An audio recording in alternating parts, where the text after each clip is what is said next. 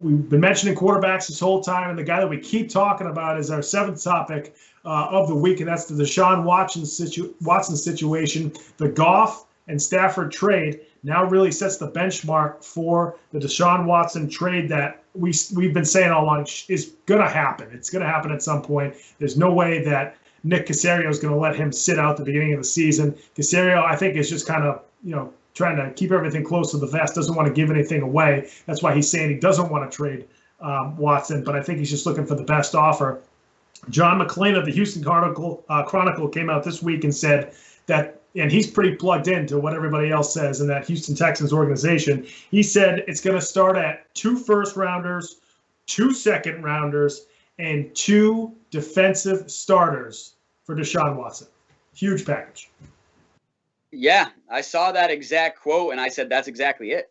I think that's the exact price. It's going to be – I want to know the team that's going to be willing to pay that, because that's an epic price. But I think, like I said, he's a franchise quarterback, and he's arguably one of the best quarterbacks of all time. When you look at his stats, and I know he hasn't won the Super Bowl, he hasn't won the big game yet, he hasn't been given the chance to on a roster, on a team, to do that. If you put this guy with some weapons around him or on a team, like if he was playing for Tampa Bay, I'd be picking Tampa Bay. If he was playing for Kansas City, I'd be picking Kansas City. And he's kind of like Patrick Mahomes. They're very similar. They're like arguably like 1 and 1A when you're talking about young quarterbacks. And so I just think it's one of those things where I think, yeah, the price was set with Stafford, an older quarterback who's at the end of his career, still with a price tag of 2 first-round picks in a starting QB swap. I think that showed that Deshaun Watson, you're at least going to have to swap or position upgrade.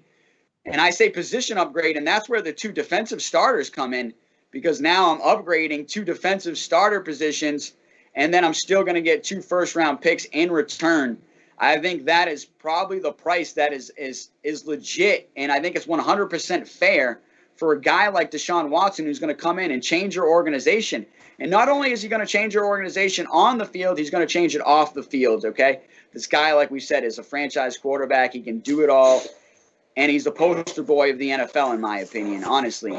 I had sent you most recently over the past week all the things that he's done just with charities off the field. So I just think this is a guy that everybody loves. And, I've got to buy myself a Deshaun Watson jersey when he moves to his next team.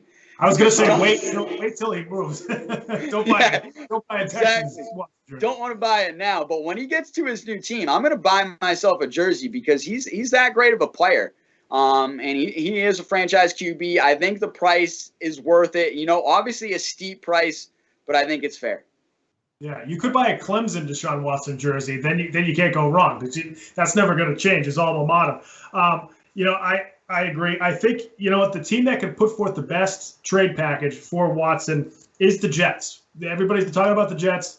If you look at the 2 first-round, the Jets have 2 first-round picks this year. One is the 2nd overall pick in the draft. So obviously Houston's like 2nd overall pick. We could take Justin Fields, Zach Wilson. If they love Trey Lance, take Trey Lance. I think it's going to be Wilson or Fields. And then they have the 27th overall pick in the 1st round later on in the draft after trading Jamal Adams. So that's Seattle's pick at 27. Then their 2nd round pick is 34th overall. So it's the 2nd pick in the 2nd round. So that is 2 picks away from being a 1st round pick. So you now have 3 picks in the top 34 picks of the draft to go to Houston. They might not need that second round pick, and then you send 2 defensive starters. Some people talk about Leonard Russell being one of them. If I were the Jets, that'd be tough to give up, but I think I'd still do it. And then maybe one other guy over to Houston for Deshaun Watson, and then you have an elite quarterback locked up till Watson's under contract till 2025. He's got a couple of years where he's making over $40 million a year. That's a lot of money. I think he might be the highest paid quarterback at that point. But then in his final 2 years of his deal, 2024 he's making $37.4 million, and 2025 he's making $32 million. 3 or 4 years down the line, we're going to be away from the pandemic. Hopefully, we'll be completely out of this thing. I think that the salary caps will continue to go up, and $37 to $32 million, that's not going to be as big of a number as it looks right now for a elite top 5 quarterback. So if I'm the Jets, I do that. Here's the thing, though. Remember, Deshaun Watson has control over it because of the trade clause. Right. So does he want to go to a team like the New York Jets that has arguably less weapons than he did at Houston? A team that is a bottom feeder, a team that has lost so many games over the last few years, and they just don't even have many players.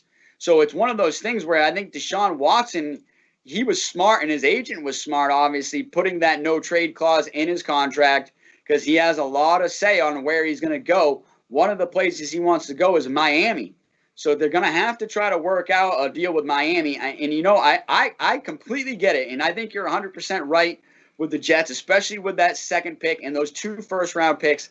I think they do have the most capital to be able to move on a franchise quarterback like Deshaun Watson.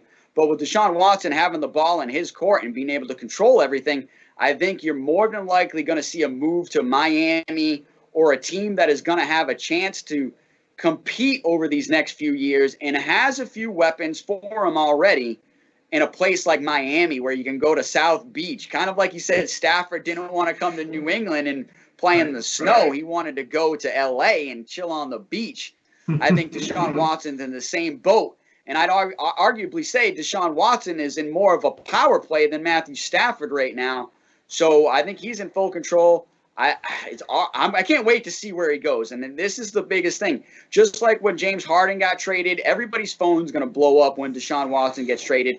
And we got to wait to see where it's going to be. I think it'll be over these next couple of weeks. Once the Super Bowl madness kind of quiets down and you're not expecting much to happen, I think that's when that trade's going to kind of go through. And I'm expecting to have it be one of those big, epic, all-time trades that we'll have to discuss. Was it worth it or not in the end? But I'll tell you right now, whatever you trade for this guy, it's going to be worth it. So no matter what a team trades for them, it's going to be worth it. I'm looking forward to seeing if they get those 2 first-round picks in return.